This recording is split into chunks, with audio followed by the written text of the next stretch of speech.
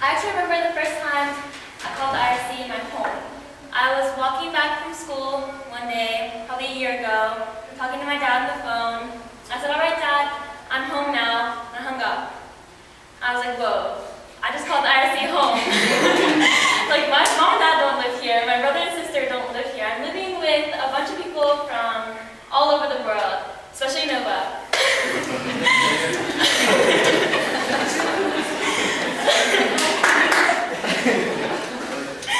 But anyway, I thought about it, and I realized that it's the people I interact with every day and the experiences I share with them that make IRC really meaningful and just a wonderful place to live. You know, I've never been happier at UVA than here in the IRC.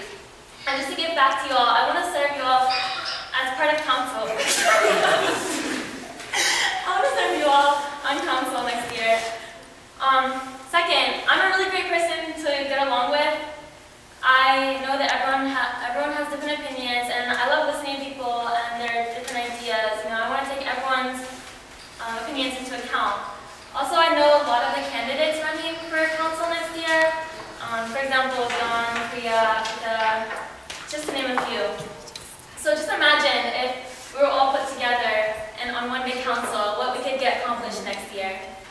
I know that working on council will require a lot of hard work and dedication, but that's something that I'm not worried about, because once I commit to something, I'm actually going to do it. I'm going to follow through on all that I need to, and all the tasks that I'm given. I've served on community service committee, sports committee, and I'm currently chairperson of Stall News. And I'd only be happier if I could serve you on council. I'm asking you to give me this opportunity and vote for me for Minister of Finance. Thanks.